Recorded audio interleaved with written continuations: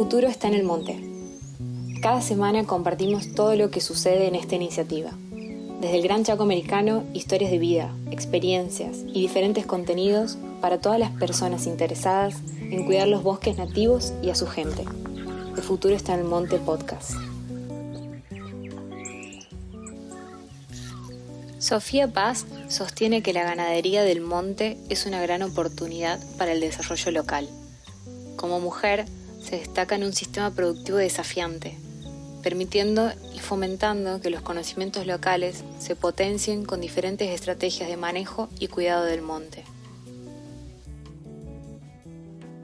En este episodio del podcast El futuro está en el monte, llegamos a la provincia de Salta, donde este movimiento cuenta con un gran equipo y en este caso vamos a entrevistar a una gran compañera, a la ingeniera Sofía Paz, y mi nombre, les recuerdo, es Ana y estoy junto a mi compañero Mauricio. Hola Mauricio, ¿cómo estás? Hola Ana. Sí, vamos a tocar otra vez el tema de la ganadería. Ya en el episodio 3, David Morelo nos habló sobre la ganadería caprina en el Gran Chaco y en este episodio nuestra invitada nos contará de la ganadería bovina. Así que vamos a hablar de vacas, pero no de cualquier ganadería, sino esa ganadería de monte, como le llaman en el Gran Chaco. Esa ganadería que se hace sin desmontar, una ganadería más integrada al bosque nativo y bueno, una ganadería hecha por las comunidades criollas y campesinas del Gran Chaco. Hola Sofía, ¿cómo estás? Hola Sofía, bienvenida. Hola Mauricio, hola Ana, un gusto estar con ustedes y compartir esto que está buenísimo, estos podcasts. Gracias Sofi por aceptar la invitación y como en todo inicio de los podcasts del futuro, siempre pido un poco que te presentes para la audiencia y que nos cuentes acerca de un poco la historia de vida que tienes, de tu profesión y sobre todo lo que nos interesa como movimiento es cómo llegaste a conocernos, cómo te uniste al equipo y cómo formaste también equipo, ¿no? Así que sí, podríamos empezar por ahí, Sofi. Bueno, yo nací en el seno de una familia productora del Chaco salteño. Mi mamá era maestra rural, mi papá ganadero. Y bueno, desde la niñez tuvimos que movilizarnos para estudiar detrás de mi mamá. Y fuimos sufriendo ya desde entonces el desarraigo, saber lo que es irse del lugar donde uno ha nacido, donde uno ha crecido. Y bueno, pero fue un paso importante, porque después, bueno, pude seguir hasta llegar a la universidad y me uní al equipo de Fundación Gran Chaco con Pablo Frer antes de recibirme. Empecé a trabajar, él estaba formando un equipo en ese momento para la zona salteña y, y entonces empezamos a hacer el acompañamiento a las agrupaciones campesinas criollas de la zona de la Ruta 81 en Salta. Cubrimos 3 localidades, Los Blancos, Morillo y Dragones. Bueno, posteriormente empezamos a un proyecto muy bueno de desarrollo social.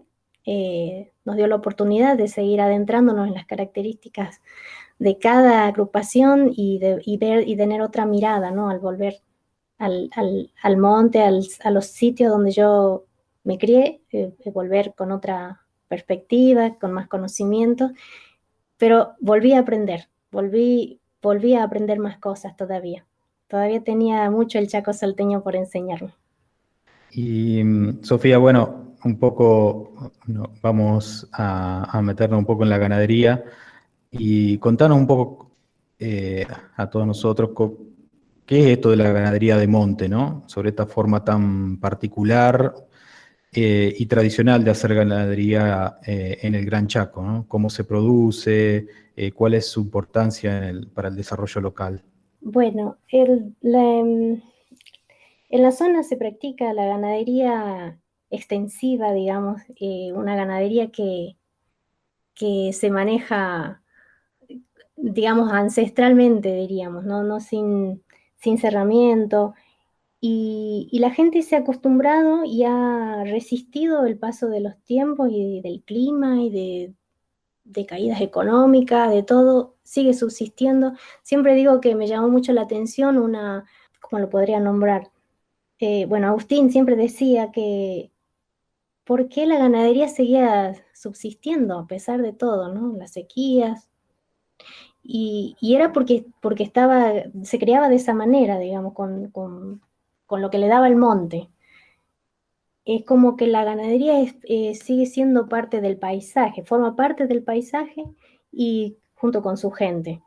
Y bueno, el ganadero, una típica familia criolla, tiene no solo vacas, sino que cría también cabras, chanchos, y bueno, van subsistiendo, como decía hace un rato, en base a esa complementación de crianza, ¿no?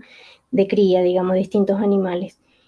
Y bueno, el, el- en épocas buenas el ganado, bueno, lo manejan para sacar la leche, y, y por ahí se tienen que hacer compras grandes, digamos, una inversión extra en épocas de sequía para poder seguir manteniendo los animales que quedan. Se hacen ventas, los ingresos relacionados, vinculados a una familia criolla, digamos, es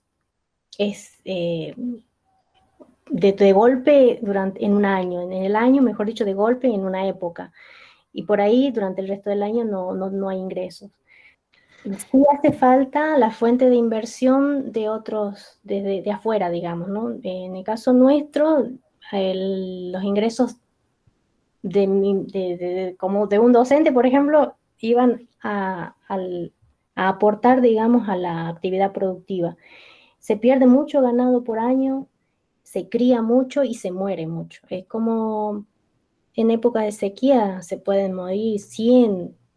En la última del 2010 se podía ver la costa del Bermejo con los madrejones, los animales muertos de cerca de 500 cabezas. Obviamente había de todos los dueños ahí, porque el ganado migra a donde encuentra agua y la zona más cercana es el río Bermejo. Em, mm, Y Sofía, ahí interesante lo que estás mencionando en el sentido de que un poco lo que comentaste sobre cómo la ganadería sobrevivió todo, ¿no? Cambios económicos, sequías, inundaciones, por lo tanto, y que esta resiliencia se la da el monte, ¿no? Con Fernando Ayala habíamos hablado un poco sobre la adaptación basada en la naturaleza, ¿no? Esa capacidad que tiene el monte de dar, de estabilizar el alimento, ¿no? Del ganado, de preservar la humedad y por lo tanto que haya mejores pastos. Pero estás introduciendo algo que es la falta del agua, ¿no? Que me parece interesante que pueda comentar las dificultades, ¿no? Que tiene esta ganadería en una zona semiárida como la del Gran Chaco y la importancia de tener inversiones para acceder al agua, para que esta resiliencia que tiene la ganadería pueda lograrse de mejor forma. claro, sí.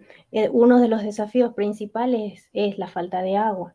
Esos efectos climáticos adversos que sufre toda esta parte del Chaco salteño, bueno, y es importantísimo el acceso al agua. Es algo que llega a ser incluso un factor determinante, ¿no? Si estamos hablando de la, de la resiliencia económica o como como actividad productiva.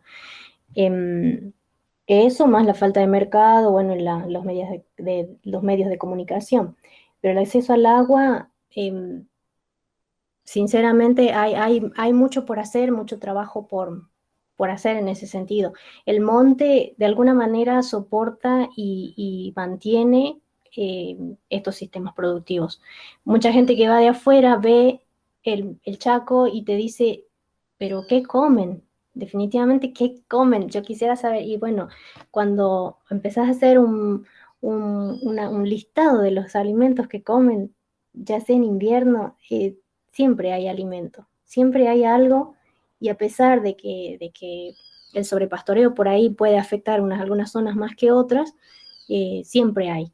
Y los animales, por supuesto, migran. Y eso es lo que le da el hecho de que la ganadería sea extensiva, no tienen cerramientos, se desplazan para un lado y para el otro. Sofi, nos comentabas acerca de esta frase que me parece importante, ¿no? Que siempre hay alimento y que el monte provee, aunque muchas veces a ojos de afuera o de otras ecorregiones, es un ambiente bastante hostil. Pero bueno, también me parece importante esto rescatar que es como un modelo posible, ¿no? De hecho, forma parte, para vos es algo como natural y hasta, como lo decías, ¿no? Forma parte del paisaje chaqueño a la ganadería. Y quería saber aquí qué opinabas vos acerca de hacer ganadería integrada al bosque nativo, ¿no? O sea, ¿realmente puede ser una alternativa y cuál es tu opinión personal acerca de esto? Sí, Ana. Eh, bueno, cuando escuché el título Ganadería Integrada, Manejo de Bosque con Ganadería Integrada, pensé, la ganadería ya está integrada al bosque. Pero bueno, el modelo obviamente propuesto significa más cosas que esa. Eh, si lo vemos desde el punto de vista de la ganadería que hacemos en el Chaco, obviamente implica hacer un manejo, buenas prácticas ganaderas, mejorar muchas cosas y llegar a un manejo óptimo de los recursos del monte, ¿no? Poder optimizar todos los servicios ambientales que provee el monte. Sofi, Sí, si te parece, vos me estabas comentando, bueno, de que forma parte y que realmente la ganadería para poder escalar necesita de algunas acciones e inversiones extras o que tiene que enfrentar problemáticas bastante, para mi criterio, identificadas, según vos. ¿Y, y qué problemáticas crees que esta ganadería de la cual nos cuentas tiene que enfrentar, digamos? O sea, o cuáles serían las problemáticas que vos identificas como esas barreras que no permiten escalar estas pequeñas actividades en la economía familiar de un campesino criollo. bueno, para lograr el desarrollo de las familias criollas o lograr una mayor escala en la actividad productiva, eh, tienen varios problemas que enfrentar, además de la falta de agua, de todas esas inclemencias climáticas que están cada vez son más cotidianas, ¿no? Eh, es poderle dar un impulso extra a la cría, al manejo en sí mismo, el acceso al mercado, los medios de comunicación también. Es importante los procesos organizativos que se vienen dando. Es una constante, es un constante trabajo fortalecerse como organización. No es fácil trabajar en conjunto, pero cuando lo hacen, logran resultados buenísimos, como los remates en conjunto.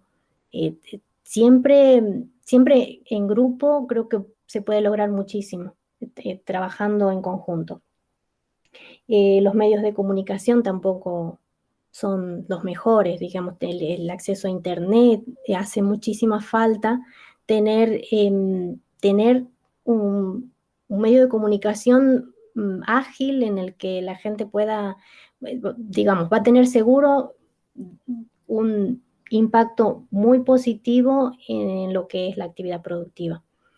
Después, tecnologías que se puedan implementar como el ensilado, el aprovechamiento del algarroba, implementación de pasturas y mejoramiento incluso de zonas de peladar, que es algo que siempre hablábamos en el equipo, ¿no? Que poder recuperar peladares era una opción antes que desmontar, poder mejorar, digamos, algunos puntos como ser los peladares. Y bueno, por supuesto el acceso al agua, hacen falta represas, hace falta la sistematización, o sea, un ingeniero me decía que algo que no era que no era era algo tan sencillo, pero difícil de ver. En el Chaco llueve. pero llueven 200 milímetros, pero llueve. Esos 200 milímetros significaba muchísima agua si la pudiéramos sostener o contener. Entonces, si lográbamos hacer una sistematización de algún tipo, lograr contener esa cantidad de agua, podíamos, podíamos hacer muchísimo. Obviamente que los costos económicos de hacer algo así no está en manos de una familia criolla, pero sí quizás en conjunto, ¿no? Sofi, ahí te voy a pedir si nos podrías contar un poco acerca de cómo es esto de mejorar los, ¿serían pedalares? ¿Cómo lo nombrabas? Peladares. Sí, es zona, Peladares. sí, zona desnuda totalmente. Bueno, hay experiencias muy pequeñas que se han hecho que siempre cuenta Pablo Frer en la zona de la entrada. Una señora hizo un cerramiento, pero en un suelo totalmente desnudo, sin ningún tipo más que las grietas de un suelo reseco. Se lo cerró y se puso pasto, se aró un poco y se puso semilla de pasto. Y se la cubrió con ramas para que no se la lleve el viento o los pájaros, y creció. Y después del pasto vino el algarrobo. Comienza a recuperarse un suelo totalmente desnudo y, y que comienza, por supuesto, a proteger el suelo y comienza un ciclo de vegetación. Después en otras zonas, incluso de Peladar, que también conozco, tengo fotos y videos muy impresionantes, también se ha hecho lo mismo en zonas de suelos salitrosos, donde crece poca hierba o nada, y se ha cubierto de un pastizal hermoso. Si bien tiene un ciclo de 5 años y después comienza a decaer la productividad en la pastura, pero se logra recuperar el suelo, se recuperan nutrientes, se recupera y cambia totalmente el paisaje. Creo que eso obviamente significó un esfuerzo enorme en este último caso, se ha hecho una parcela bastante grande, pero hecha toda a mano, manual, y atracción animal, sin rastras, sin nada de eso. Pero se logra mejorar muchísimo el suelo y por supuesto, tener un suplemento para la dieta de los animales en época de crisis, ¿no? Y Sofía, bueno, nada, mencionaste un poco cuáles son los grandes desafíos que tiene la ganadería criolla, campesina, esta ganadería de monte, que es la mejora del agua, la introducción de algunas buenas prácticas, el trabajo de recuperación de los ambientes que han sido degradados. También mencionaste lo que es el mejoramiento de la pastura, ¿no? La introducción de, de nuevos materiales genéticos, seguramente trabajar las especies nativas, como ya habíamos visto con Fernando Aiello que nos estuvo comentando, esta posibilidad que se están practicando dentro del futuro está del monte. Y ahora, todos estos desafíos, ¿no? Que requieren asistencia técnica, ¿sí?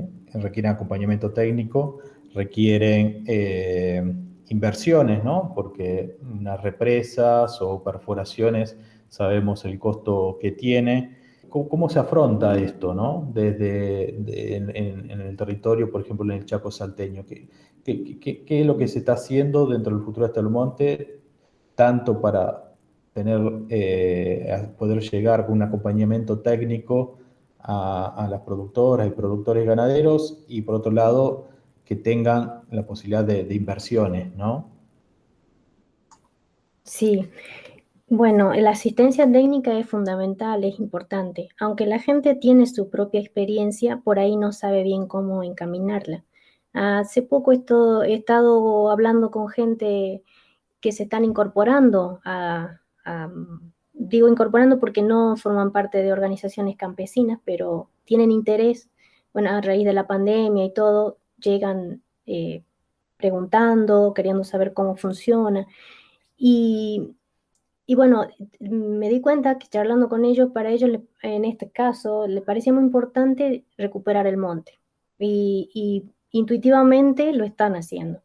saben que hay que cuidar el monte, saben que si no hay algarrobos, no hay algarroba para el verano. Entonces, es como que le falta, solo lo único que hace falta es un direccionamiento, el acompañamiento técnico y obviamente que ayuda mucho la ayuda financiera porque, mm, por darte un ejemplo, el proyecto de Bosque y Comunidad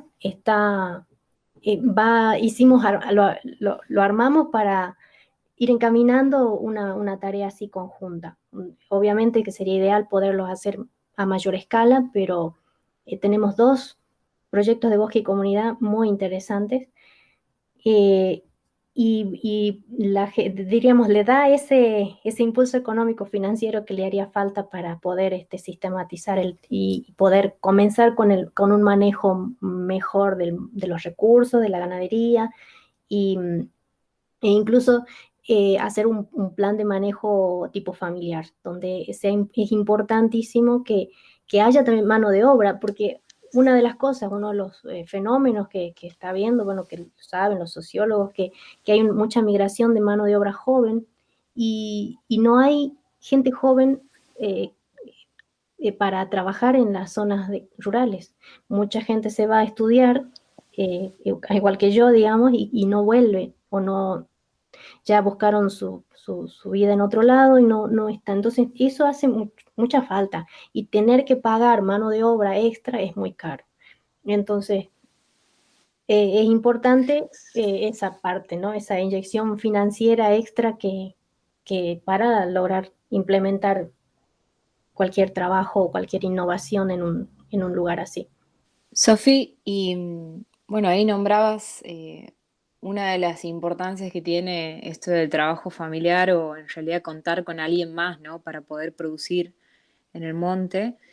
Y quería hacerte la pregunta de esto de por qué es tan difícil en este caso para un ganadero criollo o un pequeño productor hacer ganadería de forma individual. Bueno, ahí nombrabas una de las problemáticas que es la falta de mano de obra, pero también me gustaría que nos cuentes la importancia que significa organizarse y tener organizaciones de otros productores o aliarse para poder sacar adelante esta actividad. Claro, Ana, sí. Bueno, una de las cosas que por ahí cuando estábamos tratando la parte de comercialización, la gente individualmente vende. Eso lo ha Sí, hecho todo el tiempo. Bueno, vende cuando puede, cuando tiene los animales. La otra cuestión es mantener esa oferta sostenida para poder mm, cubrir un mercado. Entonces, si se trabaja en conjunto, eso se podría hacer. Amén de que también haría falta un plan de manejo, cosas, qué sé yo, servicios estacionados, una serie de cuestiones extras, pero eso significa también tener cerramiento. Individualmente el costo económico es grande para mantener una oferta sostenida, ya sea de cabras o de ganado mayor. Entonces, trabajando en conjunto, esas cosas se pueden manejar de otra manera y pueden alivianarse los costos, como se dice. Y poder llegar, digamos, a enfrentar una demanda que la otra cuestión es también esa demanda, esa parte comercial, cómo, cómo se solucionan otros problemas que no están en manos de ellos, sino en el afuera, digamos, ¿no? En la parte del municipio, las políticas que llegan, las políticas de Estado que llegan a la zona. Son zonas pobres y olvidadas, pero tienen muchísimo potencial. Una de las cosas que nosotros hemos identificado es que el potencial es enorme, pero se desperdicia en ese, en esa, ¿cómo te podría decir? En ese anonimato del Estado, no sé cómo decirlo. No hacen falta mm, varias cosas. Sí, sin duda el, el camino que vienen haciendo las organizaciones ahí del Chaco salteño llevan tanto a digamos, fortalecer varios aspectos de lo productivo, de lo comercial, pero también en la incidencia, ¿no? En la política pública. Esto para que todo aquello que los afecta, estén consultados, ¿no? Estén participando de esa construcción de las políticas públicas. Y esto sabemos que se hace desde organizaciones fuertes, ¿no? Eh, Como las que están construyendo desde hace muchos años ahí los ganaderos en el Chaco salteño. Así es, Mauricio. Yo creo que el acceso a la comunicación y a todo lo que, todas las cosas nuevas que salen, la gente por ahí le cuesta, ¿no? Enterarse, o sea que por eso los procesos organizativos son muy, muy importantes, para que llegue todo lo que, eh, cada novedad en cuanto a la actividad productiva se refiera, estar al tanto de los nuevos precios, de la demanda. Entonces eso facilita el hecho de estar organizados, ¿no? Facilita el acceso a las oportunidades. Claro. Algo que mencionaste, eh, eh, creo que en relación a tu familia, ¿no? Cómo las familias criollas, campesinos también utilizan la ganadería como una forma de ahorro, tanto de alguna actividad que hacen fuera de su establecimiento, bueno, compran una vaca o no la venden, ¿no? Como un medio de ahorro ante la imposibilidad no sé, de acceder a los bancos o a otras formas de ahorro, ¿no? Y que particularmente creo que es mucho más inteligente, ¿no? El ahorro en este tipo de, de, de- de valor, ¿no? De activo que la ganadería. Pero se me viene un poco la pregunta, bueno, a veces tienen que forzar las ventas de estos ahorros por aprovechar ciertas oportunidades o por ciertos eventos climáticos, por ejemplo, como decía, bueno, tenemos que vender para comprar alimentos o a veces para comprar el agua, ¿no? Y que nos cuente un poco cuál es la importancia del crédito y bueno, el trabajo que ya vienen haciendo para que la gente tenga oportunidades de crédito, ¿no? Para fortalecer su producción. Sí, la ganadería ofrece, es bastante flexible en algunos sentidos, yo lo veo así. Puede ser como un sistema de ahorro, es algo que vos tenés ahí, un activo andando, y, y bueno, lo utilizás o lo vendés cuando está bueno, y, y, y, y si no está bueno, lo tenés ahí, pero sabés que en algún momento se va a recuperar. Em, en ese sistema de, de espera, incluso podríamos decirlo, es que los créditos ajustados a sus necesidades, eso es una oportunidad que hasta ahora creo que no sé, creo que una sola organización había accedido a un fondo rotatorio propio y que, bueno, no, dos organizaciones, y lo tenían, bueno, lo siguen manteniendo. Ahora, con este nuevo crédito que nosotros que estamos administrando desde Gran Chaco, da la oportunidad justamente de poder acceder a dinero y poder pagarlo eh, de acuerdo a ciertas, a ciertas condiciones que ellos nos ponen, digamos, ellos se sabe que por ahí pagan toda una sola cuota dentro de 6 meses, cosa que digamos, oportunidad que el banco no les daba, digamos, son adecuaciones que nos ha hecho obtener, dar un beneficio y por supuesto poder mantener ese crédito andando, digamos, en rotación. Claro, son es- digamos, líneas de crédito más adaptadas a la realidad productiva que, de, de este tipo de ganadería, ¿no? Interesante. Claro, sí, sí. Sí, es así como vos lo has dicho, es como adaptarse a las necesidades del productor, de cada uno. eh, está bueno, digamos, yo lo vi genial que se pueda hacer algo así. Es más, la gente preguntaba 2 veces porque no creía que fuera así. Este, y bueno, de hecho, recién le están agarrando la mano. Cuesta que se animen porque siempre el temor está de los intereses, de que no puedo pagar. Creo que una vez que tengan confianza en ese sentido, la gente se va a ir animando a invertir cada vez más, ¿no? Y a arriesgarse un poquito más y poder hacer mejoras.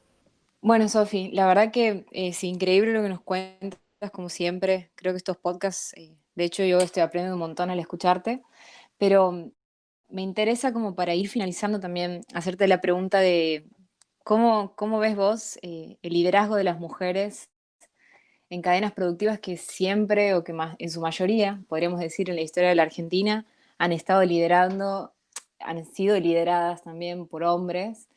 Y, y cómo ves vos esto del perfil de liderazgo de las mujeres en estas actividades? O también si nos cuentas un poco tu experiencia propia acerca de esto. Ana, dejaste la pregunta difícil para el final. Y sobre todo, Sofi, porque, bueno, es una actividad bastante masculina, ¿no? Esto no lo vamos a negar. Tal cual, sí, sí. Bueno, es todo un desafío para mí.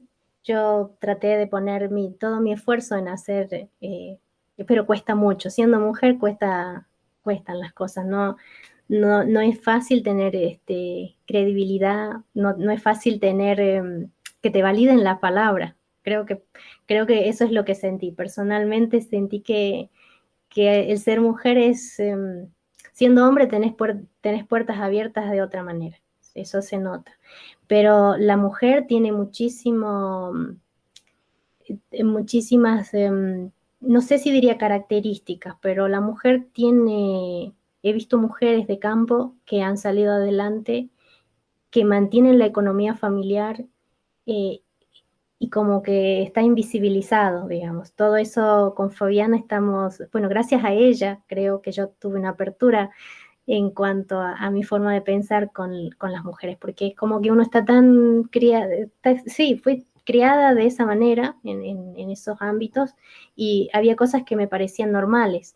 En cambio ahora es como que ya tengo otra perspectiva, ahora pienso de otra manera.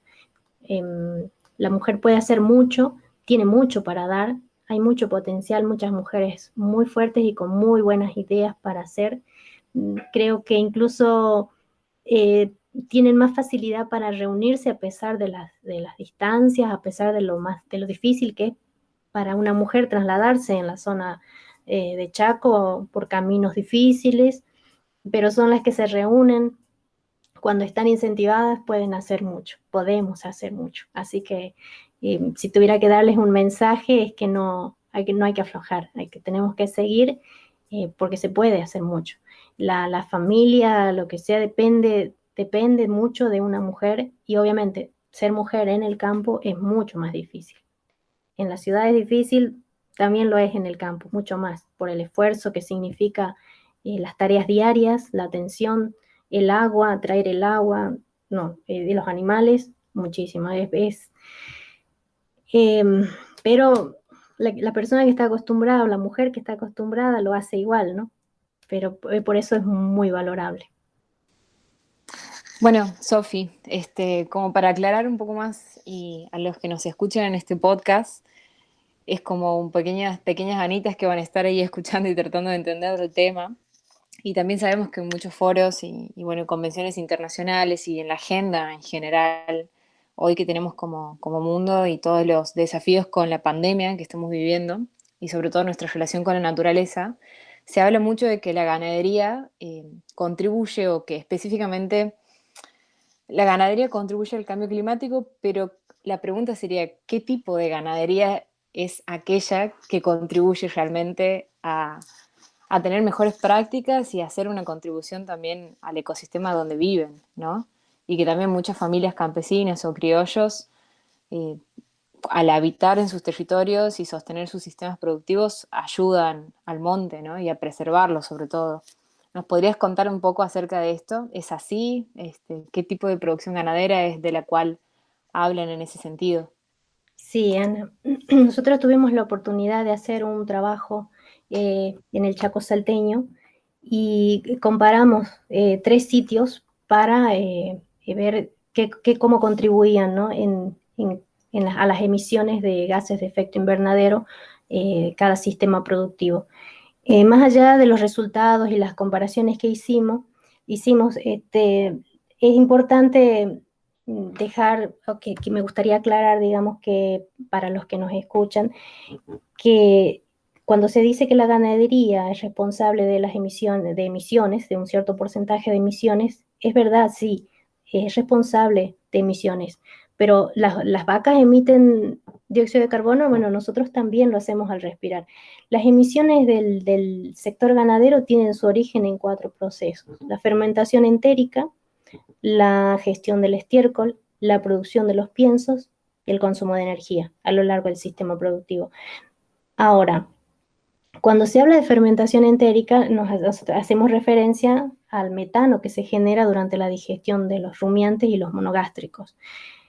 Para aclarar, los rumiantes son los que emiten mayor cantidad, la vaca y la cabra, y los monogástricos lo hacen en menor medida, son los chanchos y las aves de corral. Quería aclarar esto porque muchos ganaderos, cuando nos escucharon hablar de este tema, quedaron preocupados pensando en que, wow, nosotros estamos contribuyendo al cambio climático. Bueno, yo creo que, bueno, es así, efectivamente es grave en la ganadería intensiva, perdón. En la ganadería extensiva que la gente practica, los ganaderos criollos practican, tienen una contraparte que es en el balance de carbono, que es la captura de carbono por parte del monte. Una de las cosas importantes a destacar es que lo que determina la emisión de metano específicamente, que es la emisión entérica, digamos, en los rumiantes, es la calidad de la dieta. Mucha fibra produce mayor cantidad de emisión. Entonces, mucha gente allá tiene como reserva pasturas. Una pastura verde no tiene tanta fibra como la tiene una pastura seca. Normalmente en invierno la gente da de comer con esa pastura seca, pero en ese momento las emisiones son mayores que cuando come un pasto verde. Lo que hemos aconsejado a la gente es que incorpore proteínas a la dieta del animal. Y hace poco estuve viendo la importancia de la tuna forrajera, que sería lo que puede aportar proteínas, los granos, el poroto de soja, girasol, sorgo, pero podemos recurrir a alimentos que están en el monte, digamos, la algarroba, el cultivo de alguna oleaginosa que pueda hacerse en algunos sitios. Y como digo, la tuna forrajera me pareció muy interesante como práctica porque no solo estaríamos produciendo un alimento con mucha proteína, sino que también estaríamos cultivando una cosa que podría ser resistente en época de sequía. Entonces, la recuperación del monte, poder optimizar el uso del agua y tener forraje para animales que están, digamos, en consonancia con el manejo del monte, podríamos hacer como una sinergia ahí y poder tener una mejor producción sin tener esa contribución, o sea, disminuyendo esa contribución de gases. Me parecía interesante como práctica para que la gente pueda entender un poco más ese concepto y que pueda aplicar ese tipo de manejo para ver y decir, yo estoy luchando contra el cambio climático. Entonces, cuidar el monte asegura la captura de carbono y por supuesto nos asegura también poder tener alimento para los animales. La verdad que ha sido increíble, como siempre, en todos estos episodios y agradecemos tu tiempo para esto. Así que gracias, Sofi. Te saludamos. Bueno, Ana, muchas gracias por la oportunidad también de poder hablar. Gracias. Nos vemos en el próximo episodio, entonces, sin dudas. Bueno, Nos vemos. un Chao, saludo, chao. un beso grande. Nos mantenemos conectados. Seguinos como El Futuro está en el Monte en Facebook, Instagram y Twitter, y en nuestra página web elfuturo